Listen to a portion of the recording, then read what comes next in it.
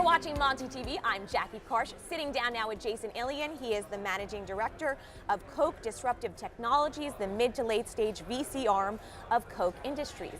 Thank you so much for sitting down with us. Yeah, thanks for having me. What is Koch doing in the VC world? What is your strategy? How did you guys decide to build this venture arm? Yeah, so Koch in general, as most people know, we're roughly a $100 billion privately held company.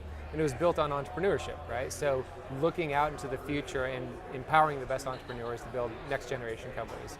So as we looked at that, we said, hey, we're not doing a good enough job focusing on what made us Koch today.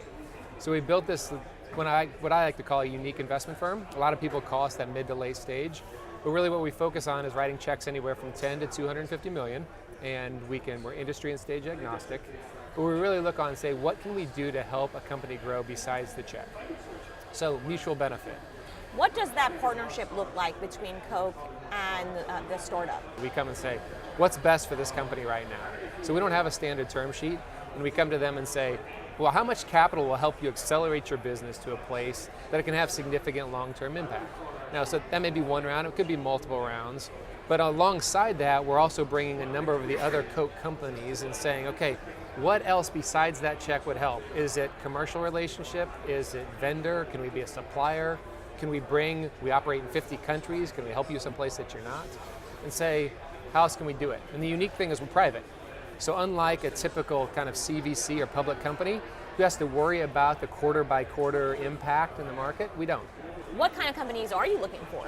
It's really more of a long-term vision of, if you look at kind of the key characteristics of these companies, one, it's got principled entrepreneurs. So entrepreneurs that really want to have an impact in the world and make a difference. And we can align on vision and values and have kind of complementary capabilities. The second one is it a platform?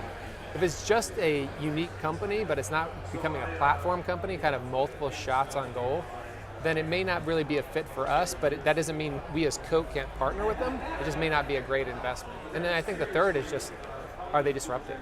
Like, can they disrupt us? Because we believe in disrupting ourselves. Like, disruption is, you take the gun out and shoot yourself in the foot, or you hand it to the market and it shoots you in the chest. And so we'd rather disrupt ourselves than to let the market shoot us in the chest. It's quite a violent It is, but it is violent. The market's violent. And so you have to kind of... You have to prepare for that. Prepare for that, yeah, right, exactly. So you mentioned the three companies that you've invested in. The investments were not small. I mean, No. We're talking hundreds, millions of dollars. Right. Why do you go big or go home, I assume? So we can write checks anywhere from 100 million to 10 if we want to, right? I think it really comes down to where can we add value for that company. So the first three checks were really large.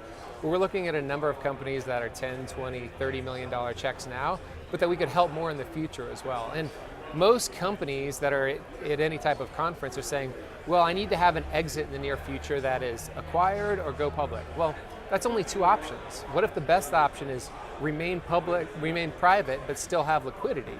What if there's a partnership that allows you to create some liquidity for your shareholders, but you can still remain private and do other unique things? We look at this holistically. Any of those could be good outcomes, but we want to say, how can we help you get to one of those and stay flexible along the way, because you don't know where that's going to land, and we want to make sure you can get there in a timely way. Would you prefer to have fewer companies but a larger investment in all of them? That's a great question. Nobody's ever asked me that. I don't think it really matters whether it's larger investments in fewer companies. I honestly would, if I can figure out how to partner with the best entrepreneurs worldwide in any size of investment, I'm more worried about having the right people with the right vision. And if you can have those, then we'll figure out the money aspect.